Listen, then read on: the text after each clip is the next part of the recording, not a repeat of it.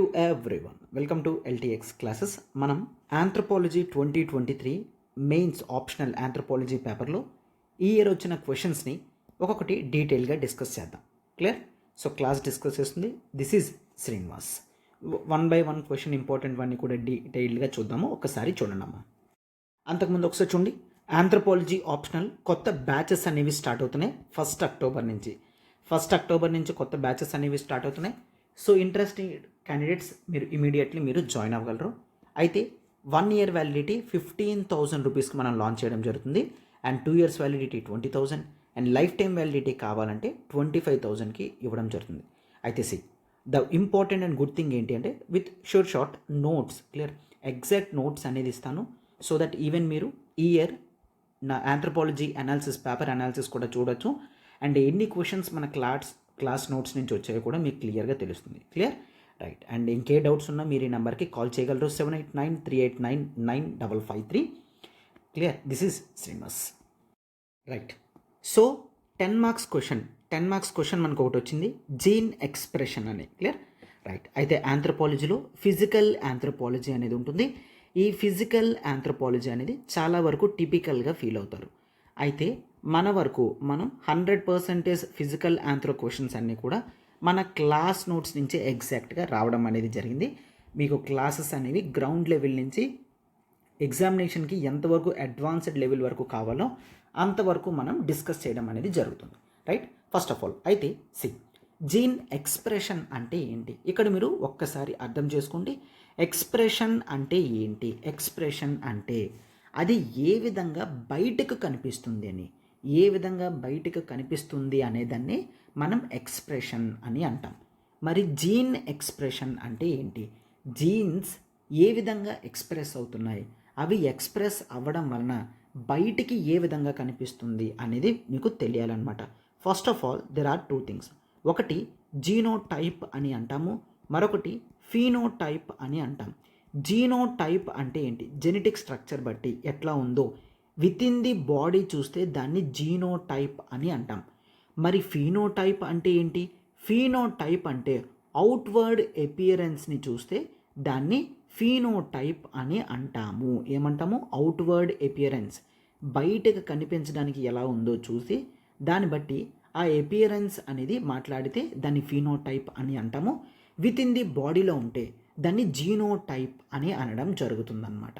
అంటే gene expressions అనేవి కొన్నిసార్లు బయటికి కనిపించవు, కొన్నిసార్లు కనిపిస్తాయి. రైట్. అయితే దీన్ని అంతటిని ఎవరు డిసైడ్ చేస్తారు సార్, అసలు జీన్ అంటే ఏంటి, ఇట్లా మీరు ఒక్కసారి చూసుకున్నట్లయితే లెట్స్ టేక్. సో ప్రతి బాడీలో కూడా సెల్తో కాన్స్టిట్యూట్ అయి ఉంటుంది, అవునా? ప్రతి ఆర్గానిజం కూడా సెల్తో కాన్స్టిట్యూట్ అయి ఉంటుంది. అయితే విత్ ఇన్ ద సెల్లో మనకి ఇఫ్ దిస్ ఈజ్ సెల్లో మనకి లోపల న్యూక్లియస్, సెంటర్ ఆఫ్ ది సెల్లో most of the times nucleus అనేది ఉంటుంది. క్లియర్? న్యూక్లియస్. అయితే ఆ న్యూక్లియస్లో బాడీకి కావాల్సిన కోడెడ్ ఇన్ఫర్మేషన్, బాడీకి కావాల్సిన కోడెడ్ ఇన్ఫర్మేషన్ అనేది ఉంటుంది. అది ఏంటో నేను మళ్ళా చెప్తాను. దాన్నే మనం డిఎన్ఏ అని అంటాము. కోడెడ్ ఇన్ఫర్మేషన్, దాన్నే డిఎన్ఏ అంటాం. సో డిఎన్ఏ అంటే సింపుల్గా చెప్పాలంటే సెల్లో న్యూక్లియస్, ఆ న్యూక్లియస్లో మనకి కావాల్సిన కోడెడ్ ఇన్ఫర్మేషన్ డిఎన్ఏ అని అంటున్నామా? నథింగ్ బట్ లెట్స్ టేక్ ఒక పేపర్ తీసి మీరు కొన్ని న్యూక్లియోటైడ్స్ ఉంటాయి, అవి ATGC బేసిస్ మీద ర్యాండమ్గా అవి ఉంటాయన్నమాట. లెట్స్ టేక్ ఇలాగా డబుల్ హెలిక్స్తో, క్లియర్, ఆపోజిట్ సైడ్లో కూడా ఉంటుంది, డబుల్ హెలిక్స్తో ఉంటుంది. ఇప్పుడు జీన్ అంటే part of this DNA, clear, ఒక part of this DNA which is the root for some expression. అంటే సింపుల్గా చెప్పాలి అంటే ఇప్పుడు చూడండి, బాడీలో షుగర్ లెవెల్స్ అని మాట్లాడతారు, అవునా? బాడీలో షుగర్ లెవెల్స్ అని మాట్లాడతారు. దీన్ని ఎవరు కంట్రోల్ చేస్తారు? బాడీలో ఇన్సులిన్ అనేది ఉంటుంది, బాడీలో ఇన్సులిన్ అనేది ఉంటుంది.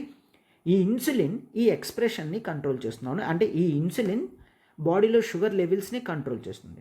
మరి ఇన్సులిన్ అనేది ఏంటి, ఇన్సులిన్ అనేది ఒక ప్రోటీన్, ఇన్సులిన్ అనేది ఒక ప్రోటీన్. ఆ ఇన్సులిన్ ప్రోటీన్ ప్రాపర్గా బాడీలో రిక్వైర్డ్గా ఉన్నప్పుడు మాత్రమే అది షుగర్ లెవెల్స్ని మెయింటైన్ చేస్తుంది, కంట్రోల్ చేస్తుంది. ఒకవేళ ఇన్సులిన్ ఎక్కువైనా తక్కువైనా ప్రమాదం అన్నమాట, బాడీకి కరెక్ట్గా అవ్వదు, కొన్ని ప్రాబ్లమ్స్ అనేవి వస్తాయి. అయితే మరి ఈ ప్రోటీన్ని ఎవరు తయారు చేస్తారు? ప్రోటీన్ని మన బాడీయే తయారు చేస్తుంది. మరి బాడీ తయారు చేయాలంటే ప్రోటీన్ స్ట్రక్చర్ తెలియాలి కదా. అంటే ప్రోటీన్కి ఒక స్ట్రక్చర్ ఉంటుంది. బాడీలో అమైనో యాసిడ్స్ ఉంటాయి. ఆ చైన్ ఆఫ్ అమైనో యాసిడ్స్ని జత చేరిస్తే అది ఒక ప్రోటీన్ కింద అవుతుంది. For example these are amino acids. వీటన్నిటినీ కూడా ఒక చైన్ అప్ చేయాలి. ఇవన్నీ కూడా చైన్ అప్ చేయాలి, ఎందుకంటే బాడీలో నెంబర్ ఆఫ్ అమైనో యాసిడ్స్ ఇట్లా అన్నీ కూడా తిరుగుతూ ఉంటాయి. వాటిని అలా చైన్ అప్ చేసి ఉంచితే ఇప్పుడు దీన్ని మనం ఒక ప్రోటీన్ అని అంటాం. ఫర్ ఎగ్జాంపుల్ ఇది ఒక ప్రోటీన్, ఈ ప్రోటీనే ఇన్సులిన్ అన్నమాట, రైట్. అయితే ఇక్కడ 100 అమైనో యాసిడ్స్ ఉన్నాయి. మనకి ఈ ఇన్సులిన్ ప్రొడక్షన్కి 10 ఇది ఒక ప్రోటీన్ కావాలి, ఇదొక కావాలి, ఇదొకటి కావాలి, ఇది లెట్స్ టేక్ ఈ ఇన్ఫర్మేషన్ అంతా ఒక దగ్గర రావాలి అనుకోండి. అయితే వాటినే ఎగ్జాక్ట్గా ఎవరు తీసుకొస్తారు? రైట్. ఈ ప్రాసెస్ అంతా కూడా ప్రోటీన్ సింథసిస్లో డిస్కస్ చేస్తామన్నమాట. అంటే బాడీ అంతా కూడా ప్రోటీన్స్తో నడుస్తుంది. వేరియస్ ప్రోటీన్స్ అనేవి బాడీ గ్రోత్ అండ్ డెవలప్మెంట్కి కావాలన్నమాట. సో జీన్ ఎక్స్ప్రెషన్ అనేది ఎలా ఉంటుంది? ఈ ప్రోటీన్ ఫార్మేషన్ తర్వాత ఎపియరెన్స్ ఎలా అయితే ఉంటుందో వాటిని మనం జీన్ ఎక్స్ప్రెషన్స్ అని అంటాం. అర్థమవుతుందమ్మా?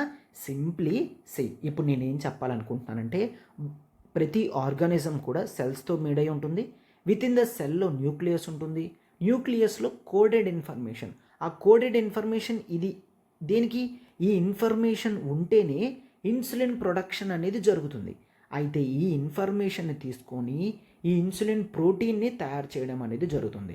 సో దీన్నే మనము ఎలా చెప్తాము అంటే there are phases like transcription, translation అనే ఫేసెస్ ఉంటాయి. అండ్ లాస్ట్లో ప్రోటీన్ సింథసిస్ అనేది జరుగుతుంది అన్నమాట. క్లియర్? అంటే బాడీలో ఎంఆర్ఎన్ఏ మెసెంజర్ ఆర్ఎన్ఏస్ ఉంటాయి. అంటే మీకు అర్థం కావడానికి చెప్తున్నాను, క్లియర్? ఎందుకంటే ఇది ఆన్సర్ డిస్కషన్ కాబట్టే షార్ట్లో చెప్తున్నాను చూడండి. ఎంఆర్ఎన్ఏ మెసెంజర్ ఆర్ఎన్ఏ అంటే నథింగ్ బట్ ఒక వ్యక్తి సెల్లోకి వెళ్తాడు. అంటే లెట్స్ టేక్ ఒక టెయిల్ ఉన్న ఒక ఆర్గానిజం లోపలికి వెళ్తుంది, న్యూక్లియస్లోకి వెళ్తుంది. ఈ ఇన్ఫర్మేషన్ అంతటిని కాపీ చేసి బయటకు వస్తుంది. కాపీ చేసి బయటకు వచ్చి మనం ఏ విధంగా లెటర్ ఓపెన్ చేసి చదువుతామో అలా ఒక్కొక్క ఇన్ఫర్మేషన్ కూడా చదువుతుంటుంది. ఒక్కొక్క అమైనో యాసిడ్ వచ్చి అటాచ్ అవుతుంది.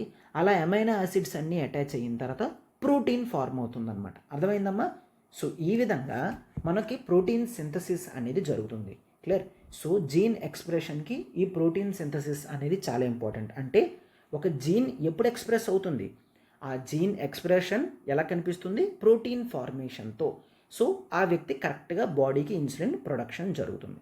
అయితే ఇలా కాకుండా వేరేలాగా జీన్ కోడింగ్ అనేది జరిగింది అనుకోండి, అప్పుడు ప్రాపర్గా ఇన్సులిన్ ప్రొడక్షన్ అనేది జరగదు. అవునా? సో ఇక్కడ ఏమవుతుంది? జీన్ ఎక్స్ప్రెషనే కంప్లీట్గా చేంజ్ అయిపోతుంది మనకి. అందుకని జీన్ ఎక్స్ప్రెషన్ చాలా ఇంపార్టెంట్, రైట్? ఇదొకటి. అయితే మనకి మెండీలియన్ జెనెటిక్స్ అనేది కూడా ఉంటుంది. మెండీలియన్ జెనెటిక్స్లో మోనోజెనిక్ ఇన్హెరిటెన్స్, పాలీజెనిక్ ఇన్హెరిటెన్స్ అనేది ఉంటుంది. పాలీజెనిక్ ఇన్హెరిటెన్స్ అనేది ఉంటుంది. క్లియర్? ఎస్. మోనోజెనిక్ ఇన్హెరిటెన్స్ అంటే ఏంటి? మోనోజెనిక్ ఇన్హెరిటెన్స్ అంటే ఫర్ ఎగ్జాంపుల్ లెట్స్ టేక్ ఒక వ్యక్తికి ఆ ప్రాబ్లం ఉంది అంటే ఉంటే ఉంటుంది, లేదంటే ఉండదు. అంటే ఏ అనే వ్యక్తికి ఉంది. ఈ వ్యక్తికి క్యాన్సర్ ఉందా అంటే ఎస్, క్యాన్సర్ ఉంది అంటే ఉంది అని చెప్తారు, లేకపోతే లేదు అని చెప్తారు. ఏదో ఒక ఎక్స్ప్రెషన్ మాత్రమే ఉంటుంది. మరి పాలీజెనిక్ ఇన్హెరిటెన్స్ అలా కాదు. For example let's take height తీసుకుంటే దీని ఎక్స్ప్రెషన్ అనేది చాలా విధాలుగా. ఫర్ ఎగ్జాంపుల్ లెట్స్ టేక్ ఒక మేల్ 5.2 ఉంటాడు, మరొకటి 5.3 ఉంటాడు, మరొకటి 5.4 ఉంటాడు, అట్లా మరొకటి 6.2 ఉంటాడు. అయితే ఇన్ని డిఫరెన్సెస్ ఎందుకు వచ్చాయి? ఇన్ని డిఫరెన్సెస్ వచ్చాయి ఎందుకంటే అది పాలీజెనిక్ క్యారెక్టర్ కాబట్టి. క్లియర్? అంటే జీన్ ఎక్స్ప్రెషన్స్ అనేవి పాలీజెనిక్ ఇన్హెరిటెన్స్లో డిఫరెంట్ వేరియేషన్స్ అనేవి చూపిస్తున్నాయి. అవునా? సో అయితే ఇక్కడ మీరు ఆన్సర్లో జీన్ ఎక్స్ప్రెషన్ అంటే ఏంటో రాస్తారు, అండ్ ఈ ట్రాన్స్క్రిప్షన్ ట్రాన్స్లేషన్ గురించి రాస్తారు. మోనోజెనిక్ పాలిజెనిక్ ఇన్హెరిటెన్స్ గురించి కూడా రాయడం అనేది జరుగుతుంది. And different forms of gene expressions, various diseases mention చేయడం కానీ clear. And you can also write something ఏంటి అంటే there are few characters. For example dominant genes అని అంటాం. డామినెంట్ జీన్స్ అనేవి ఖచ్చితంగా ఎక్స్ప్రెస్ అవుతాయి అని చూస్తాం. క్యారియర్స్కి కూడా డిసీజ్ ఉంటుంది, బట్ ఇది ఎక్స్ప్రెస్ అవ్వదు. డామినెంట్ జీన్స్ అంటే ఎక్స్ప్రెషన్ అవుతుంది, క్యారియర్స్ అంటే ఎక్స్ప్రెస్ అవ్వదు. అండ్ అదే there is recessive jeans. Clear, dominant, carrier, recessive. అయితే రెసెసివ్ జీన్స్ అనేది డబుల్ స్టేజ్లో ఉన్నప్పుడు ఎక్స్ప్రెస్ అవుద్ది, లేదంటే ఎక్స్ప్రెస్ కాదనమాట. క్లియర్.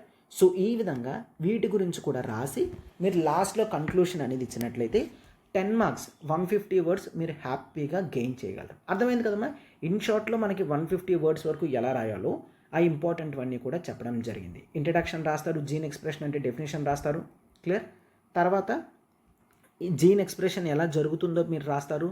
ఇలా చిన్న డయాగ్రామ్స్ గీయచ్చు. ప్రోటీన్ సింథసిస్లో గ్రూప్ ఆఫ్ అమైనో యాసిడ్స్ని కలిపి చూపించే విధంగా ప్రోటీన్ ఫార్మేషన్ అనేది ఒక డయాగ్రామ్ వేయచ్చు. Clear.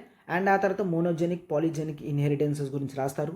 And the concept of dominant, carrier, recessive jeans గురించి రాస్తారు. మీకు 150 వర్డ్స్ హ్యాపీగా సరిపోతాయి. తర్వాత కంక్లూషన్లో రాస్తారు. జీన్ ఎక్స్ప్రెషన్స్ అనేవి చాలా వేరియేషన్స్ అనేవి చూపిస్తాయి, అందరికీ ఒకేలా ఉండదు. అది డిఫరెంట్ ఎన్విరాన్మెంటల్ కెపాసిటీస్ కానీ బాడీ బయలాజికల్ కెపాసిటీస్ కానీ జీన్ ఎక్స్ప్రెషన్స్ని డిటర్మైన్ చేస్తాయి అని చెప్పి రాస్తారు. Clear, right. So this is very important question. Physical anthropology questions అనేవి చాలా టఫ్గా ఫీల్ అవుతారు, బట్ ఇంట్రెస్టింగ్గా వింటే ఇది చాలా ఈజీగా గుర్తుంటుంది. మీరు ఎటువంటి భయం కూడా పడాల్సిన అవసరం అనేది ఉండదు. Right, yes. అండ్ ఇంకా మనం ఒక్కొక్కటి కూడా క్వశ్చన్స్ కింద చూద్దాం. రైట్, ఇక్కడ ఒకసారి చూడమా. యూపీఎస్సీ జనరల్ స్టడీస్, కేవలం మనం general studies prelims cum mains clear foundation batch అనేది 1 year వ్యాలిడిటీతో లైవ్ ప్లస్ రికార్డెడ్ స్టార్ట్ చేయడం జరిగింది. కొత్త బ్యాచెస్ అనేవి చూడమ్మా, కొత్త బ్యాచెస్ 1st October నుంచి స్టార్ట్ అవుతున్నాయి. And this is the high time that you can start. అయితే ఈ ఇనాగరల్ ఆఫర్ కింద మనకి లైఫ్ టైం వ్యాలిడిటీ కోర్స్ కూడా ఉంటుంది. బట్ 1 year క్యూరేటెడ్గా మీకు వ్యాలిడిటీ కావాలి అనుకుంటే కేవలం 1 year లైవ్ ప్లస్ రికార్డెడ్కి ఆన్లైన్ ఫీజు వచ్చేసి కేవలం 20,000 రూపీసే. కేవలం 20,000 రూపీసే. అయితే online fees actually 30,000, inaugural offer కింద 20,000 తీసుకొని రావడం జరుగుతుంది. అండ్ ఆఫ్లైన్ మీకు విశాఖపట్నం ఆఫ్లైన్ బ్రాంచ్ కావాలనుకుంటే కేవలం 40,000 అమ్మ. ఆఫ్లైన్ వచ్చేసి కేవలం 40,000. అయితే offer validity till 30th September. ఈ వీక్లో మీరు జాయిన్ అయినట్లయితే 30th September లోపల జాయిన్ అయినట్లయితే మీకు కేవలం ఆన్లైన్ అయితే 20,000, ఆఫ్లైన్ అయితే 40,000 మీకు 1 year వ్యాలిడిటీ వస్తుంది. అంటే నెక్స్ట్ ఇయర్ 30th September వరకు కూడా మీకు ఈ కోర్స్ వ్యాలిడిటీ అనేది ఉంటుందన్నమాట. ఈ 1st October నుంచి. మీకు ఏ డౌట్ ఉన్నా ఈ నెంబర్కి కాల్ చేయండి. 7893899553.